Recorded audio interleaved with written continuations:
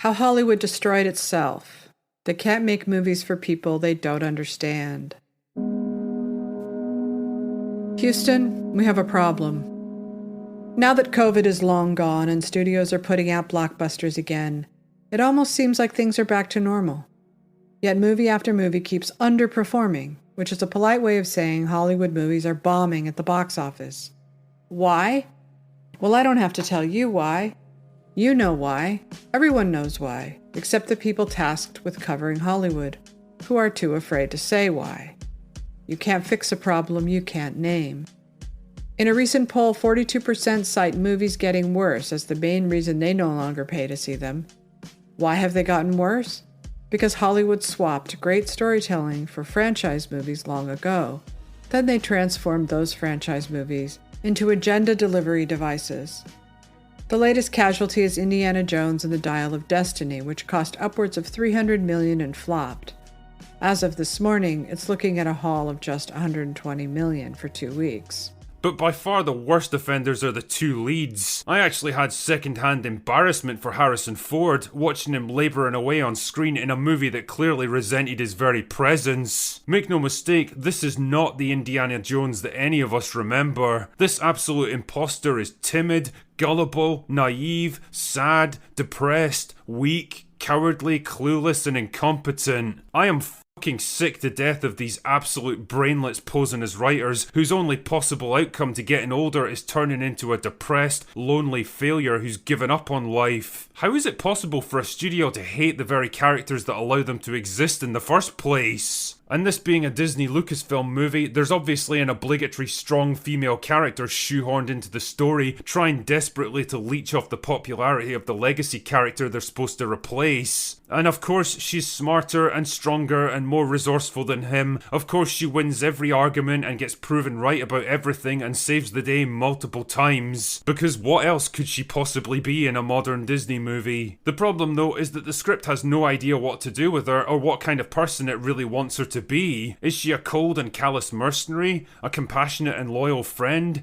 A seductive femme fatale? A lovable con artist trying to scrape by? A quirky joker? The movie doesn't know, so it tries to make her a bit of everything, with no real overarching trajectory or motivation, and the results are as meandering and pointless as the rest of the movie. It doesn't really help that Phoebe Waller-Bridge doesn't have the acting range or the qualities needed to play a character like this. She's not charismatic enough to be an adventurer, she's not charming enough to be a rogue, she's not attractive enough to be a femme fatale, and she's not funny enough to be comic relief. She throws punches with all the finesse and expertise of Boogie in his first boxing match, and she A film produced outside of Hollywood, Sound of Freedom, has now made around $40 million in 1 week, which ties it with the Jennifer Lawrence comedy No Hard Feelings in its 3rd week.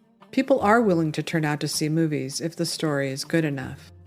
Here is Critical Drinker on The Sound of Freedom. It seems like almost nothing is inspiring people to go to the movies these days. But then along comes a little low-budget movie like Sound of Freedom that I can honestly say I knew precisely nothing about until a few days ago, which seems to have ignited some kind of firestorm in the public consciousness and capitalised on the gaping hole left by Dial of Destiny's implosion, resulting in massive overperformance at the box office and a flood of emails practically demanding that I watch it now. Well, never let it be said that the drinker backs down from a challenge. And guess what? Sound of Freedom is really fucking good. In fact, I'd go so far as to say that it deserves the hype and praise that it's been getting, managing to tackle some pretty brutal subject matter in a sensitive and restrained way that never feels exploitative, delivering some excellent performances from a talented cast that don't overshadow their roles, and a storyline that feels neatly grounded in the true events that it's been based on. In short, it's exactly what you'd want in a movie like this, keeping you gripped and tense right until the end, and almost never descending into the kind of extravagant Hollywood tropes that often derail true stories like this. So what the hell, let's dive right in and summarize them. For now, audiences have become wary of spending their time and money only to get woked.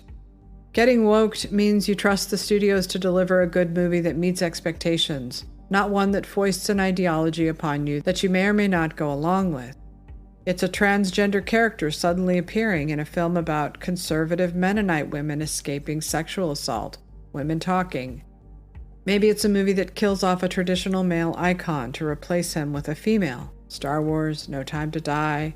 Indiana Jones and the Dial of Destiny, or maybe formerly glamorous female icons like Charlie's Angels, have now been stripped of their sexuality. Or maybe it's all that LGBTQIA ideology suddenly making an appearance in kids' movies like Lightyear and Elemental. And just like that, you're taken out of the story. That is what is called getting woked. It's one thing to know it's there. It's a whole different thing to have it sprung on you after you've invested $100 for a family of 4. Those at the top don't need movies like the rest of us do, especially now in troubled times. They don't need unity only a universal story can provide.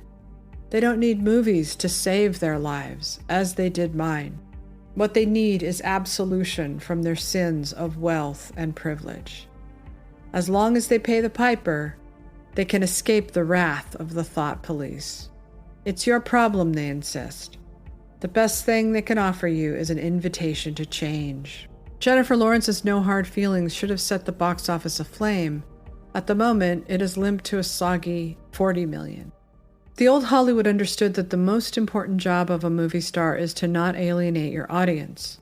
But Lawrence, like so many in Hollywood, broke that rule by becoming more politically left. In an interview with Vogue, quote, "I just worked so hard in the last 5 years to forgive my dad and my family and try to understand. It's different. The information they are getting is different. Their life is different," end quote. And she's having this identity crisis because her Kentucky family voted for Trump and watch Fox News. And as a good Puritan, she's expected to shun them. Now that Lawrence's sneer spread from one side of the country to the other, why would she assume anyone would want to pay to see her in a movie now?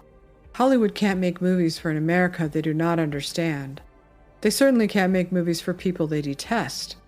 It is unseemly to see so many of the richest people in the world position themselves as morally superior to the people who have been their bread and butter for decades. Yet, that's what's happened when half of America betrayed them by voting for Trump. The entire industry, along with corporate America, took a side, and that side was to demonize half the country as racists. We've slipped into a two-tiered society where half the country has been pushed out unless they're willing to comply enthusiastically with the new woke order. Sporting events, concerts, even advertising, all must be in strict compliance to signal their virtue or else.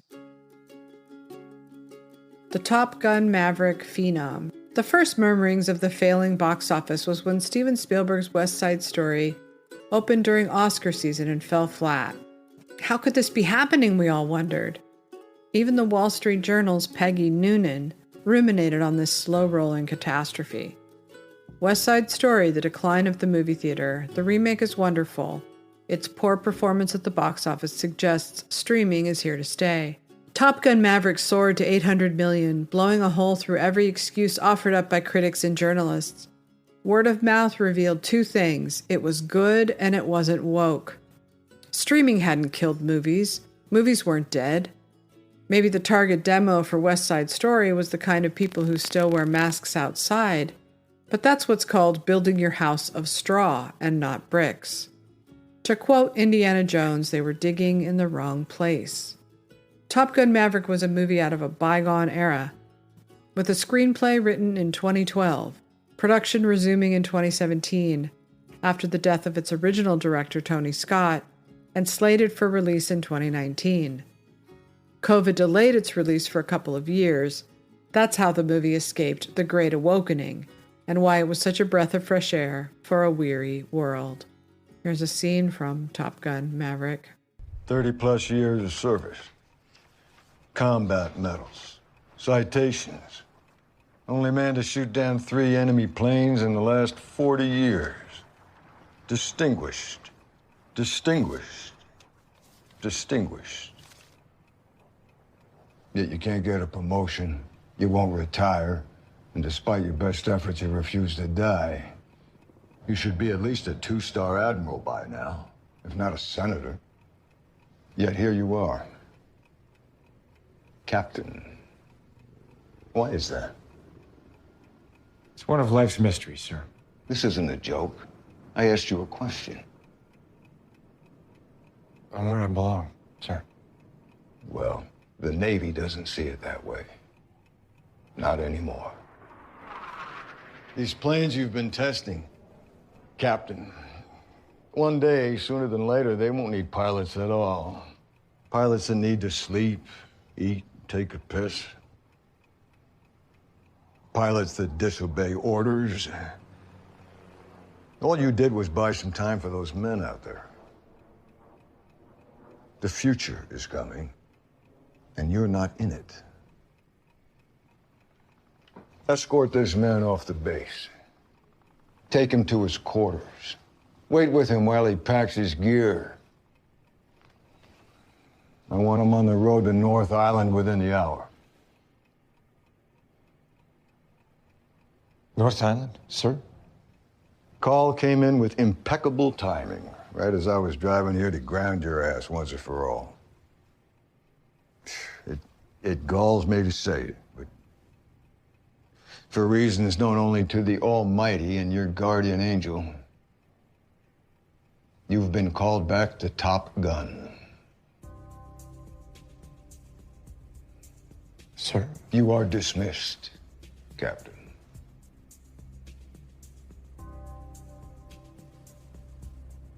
The end is inevitable, Maverick. Your kind is headed for extinction. Maybe so, sir. But not today.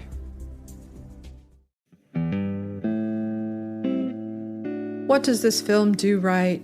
Everything. It tells a good story where the hero saves the day and gets the girl. That's not complicated.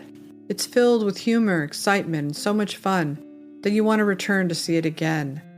But most of all, it met and surpassed all expectations because it gave the audience what they wanted, not what Hollywood thought they should want.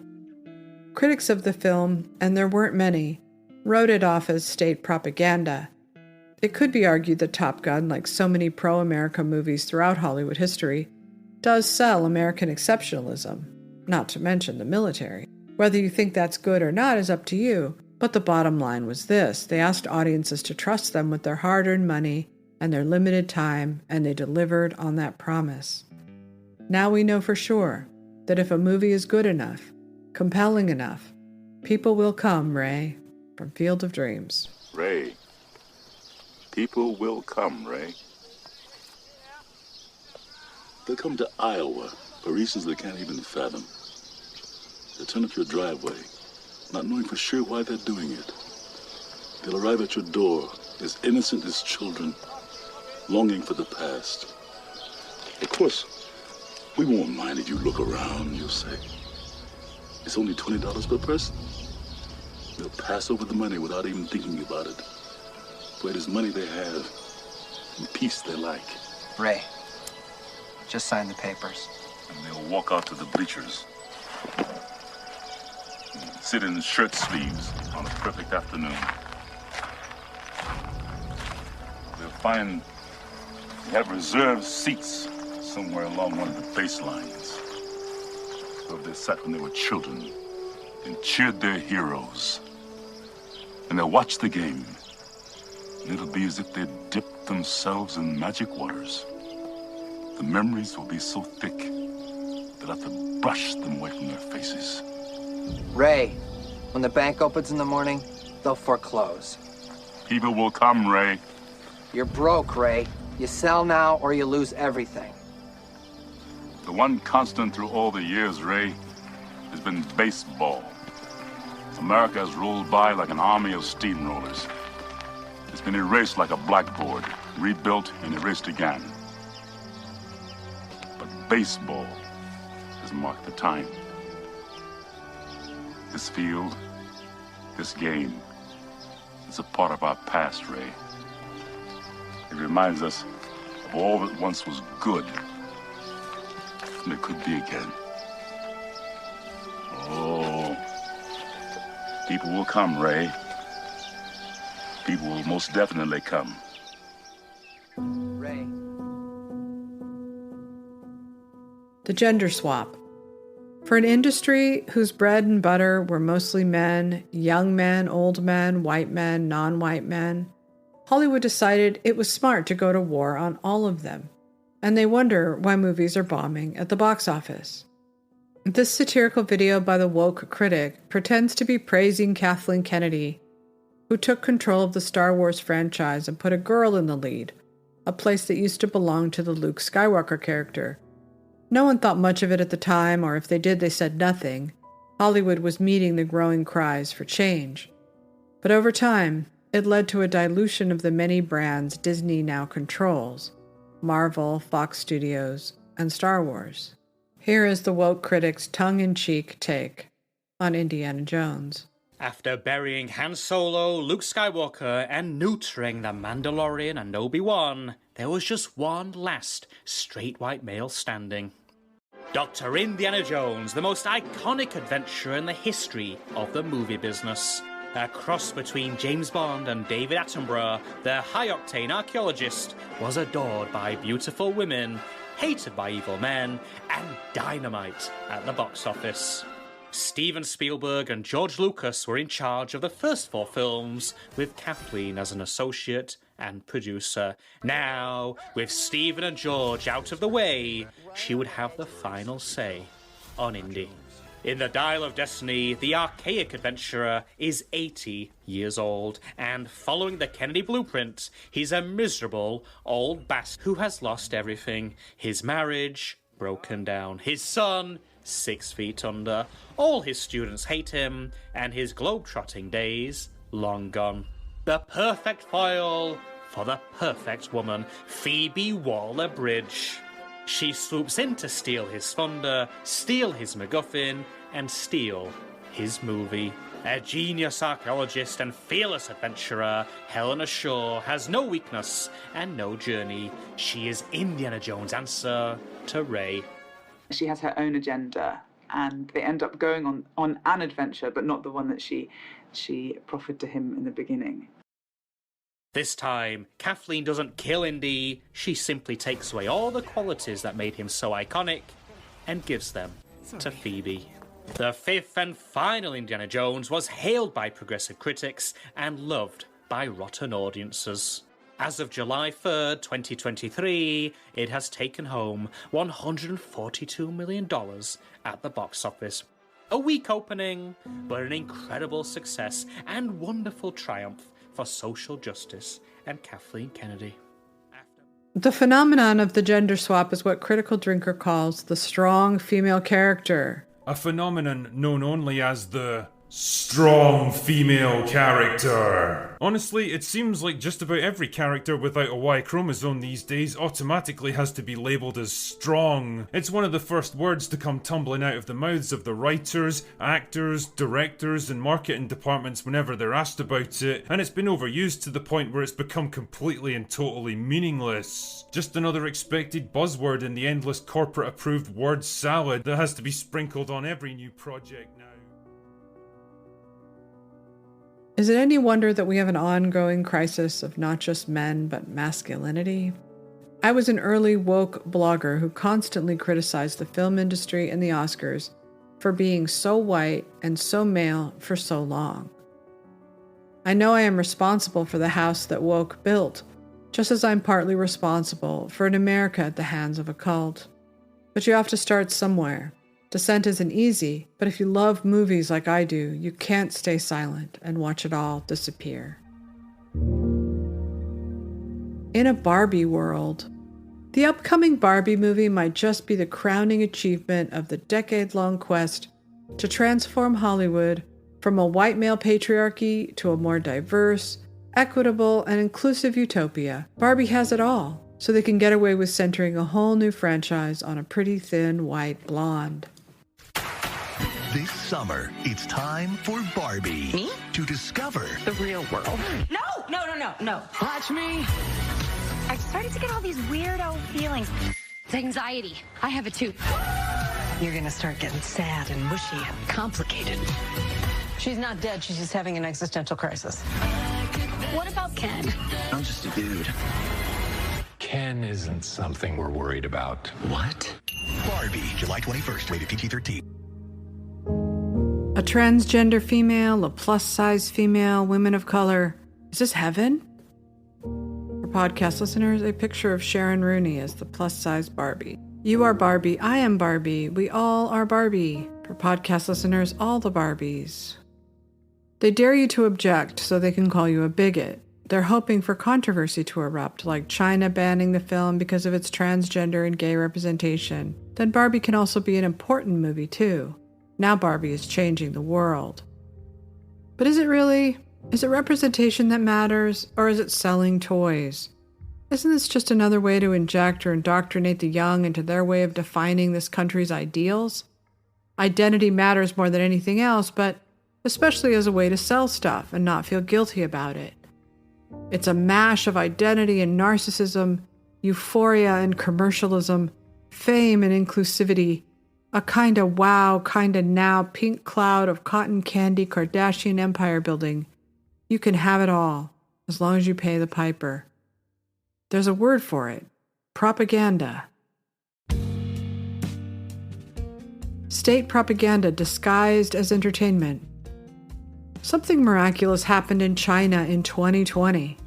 One of their films overtook the global box office for the first time. It was pure propaganda, but also profitable. Over the past decade, China has fortified its empire by building a film industry that directly competes with ours. When American theaters emptied out in 2020, Chinese movies dominated. The 800, along with My People, My Homeland, A Little Red Flower, and The Legend of Deification all topped the charts. For podcast listeners, a box office chart, with The 800 making $461 million, My People, My Homeland with $422 million, The Legend of Deification $240 million, and A Little Red Flower $216 million. By 2021, as the audience Hollywood mostly cared about remained too afraid to return to theaters, China again dominated in ways it never had before, with the Battle of Lake Changjin, Hi Mom, and Detective Chinatown. For podcast listeners, a box office chart, The Battle at Lake Changjin making $900 million, Hi Mom $822 million, and Detective Chinatown 3 $686 million. China's box office began to dip in 2022 when COVID came roaring back, yet they still managed to launch a film into the top of the global charts, Watergate Bridge. Podcast listeners, a box office chart with Watergate Bridge at $626 million. Our American press has no problem calling out propaganda in China. Rather, it's one of the few ways they can criticize China without being accused of xenophobia. For podcast listeners, an image that says, propaganda films take over China's box office as CCP Centennial approaches, from Axios. But it's worth putting it all together and measuring the two countries against each other.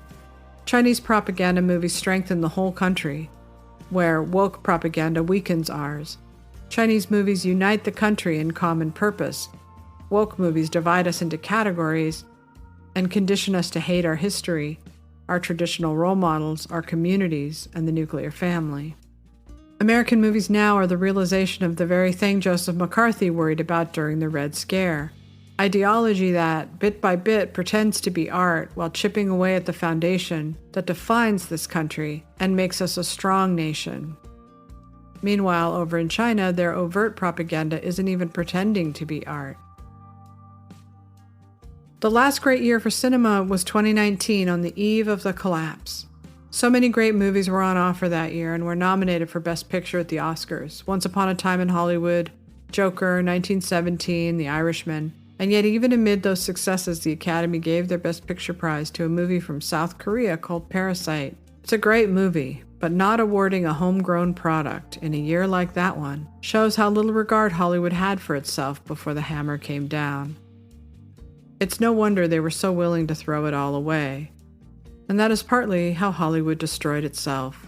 They stopped believing in their audiences, in their country, and in themselves. I grew up a movie kid, and knowing that Mission Impossible 7 and Oppenheimer are coming out this summer, not to mention other movies down the line, like David Fincher's The Killer and Alexander Payne's The Holdover, Ridley Scott's Napoleon, and Michael Mann's Ferrari, make me feel like, baby, we're back. I haven't seen any of these movies yet, but I have to hope, like Red at the end of one of the greatest films of all time, The Shawshank Redemption. 14 car, Texas, please. I find I'm so excited I can barely sit still or hold a thought in my head. I think it's the excitement only a free man can feel. A free man at the start of a long journey whose conclusion is uncertain. I hope I can make it across the border. I hope to see my friend and shake his hand. I hope the Pacific is as blue as it has been in my dreams. I hope.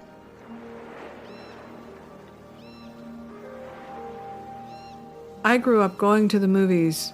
My mom would stuff us into her VW Bug and motor us down the mountain to the Van Nuys Drive-In. On the hottest of summer nights, we would lay out a blanket on the asphalt and watch whatever was playing under the stars. Even the worst movies back then were better than almost anything they make now. All through my life, I lived in movies and in movie theaters. The minute you walk inside, consumed by darkness, you are transported to stories worked out well in advance. They knew where they were going, and they were inviting you along for the ride. Great movies can't survive from inside a suffocating utopia. If Hollywood doesn't know its audience anymore, it's time to start getting to know them. For their survival, and for ours. Or as Red would say, get busy living, or get busy dying. Thank you for listening to my Substack, sashastone.substack.com. Well, Saturday night at 8 o'clock, I know where I'm gonna go. I'm gonna pick my baby up and take her to the picture show. Everybody in the neighborhood is dressing up to be there too. And we're gonna have a ball just like we always do. Saturday night at the movies, who cares what picture you see?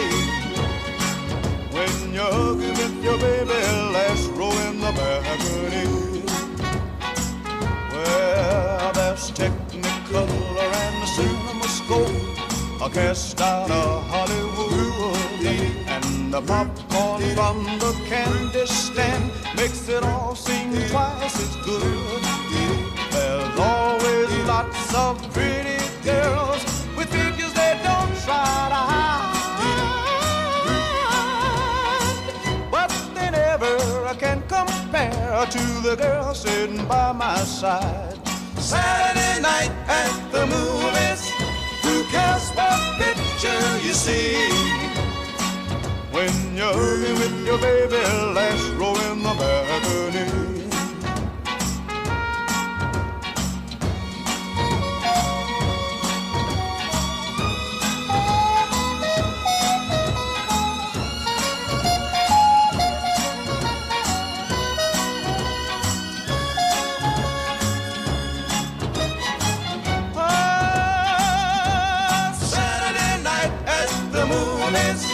Who cares what picture you see?